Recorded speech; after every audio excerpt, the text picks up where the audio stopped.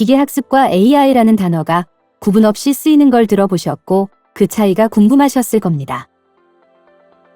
이 둘은 차이가 있고 그 차이를 이해하는 게 중요합니다. 인공지능은 소프트웨어와 기계가 보여주는 지능을 말합니다.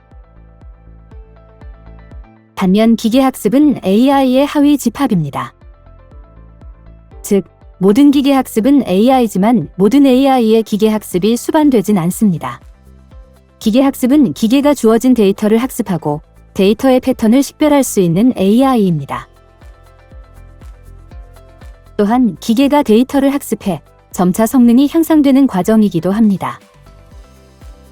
기계학습은 감독학습, 비감독학습, 강화학습과 같은 다양한 유형의 기법을 활용합니다. 기계학습이라는 용어는 1959년 아서 사무엘에 의해 소개되었습니다. 컴퓨터 게임과 AI 분야의 선구자인 그는 컴퓨터가 스스로 체커 게임을 하는 프로그램을 만들었습니다. 이 컴퓨터는 반복 플레이로 게임을 분석해 패배를 피하고 승리할 전략을 찾아냈습니다. 게임에서 이기려면 해야 할 것과 하지 않을 걸 학습하며 반복 패턴을 감지해 따르기 시작했습니다. 이를 위해 사무엘은 수학을 사용했습니다.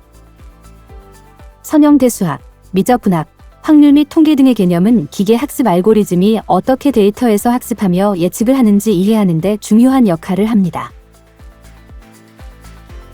이러한 수학적 개념은 모델의 성능을 최적화하고 데이터의 관계성을 이해하고 정확한 예측을 하는 데 도움이 됩니다.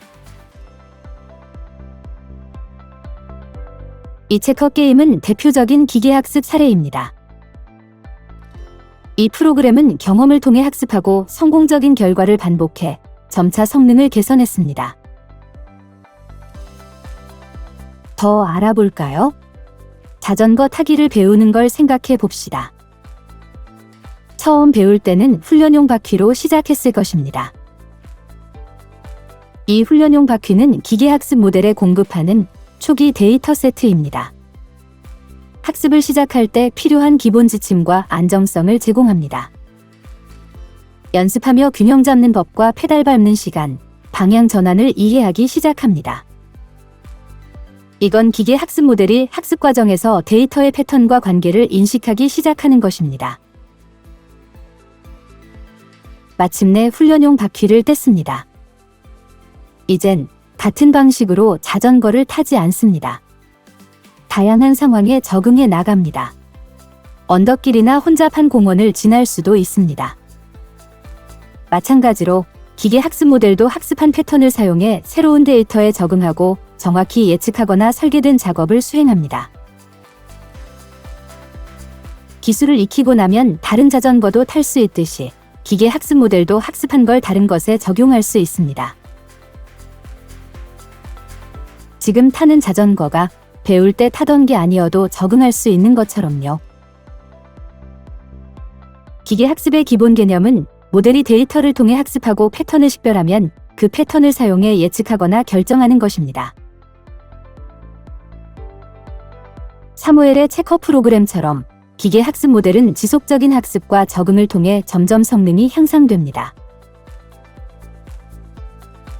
모든 기계 학습은 AI지만 모든 AI가 기계 학습은 아니며 기계 학습은 감독, 비감독, 강화 학습과 같은 다양한 유형으로 나뉜다는 점을 명심하세요.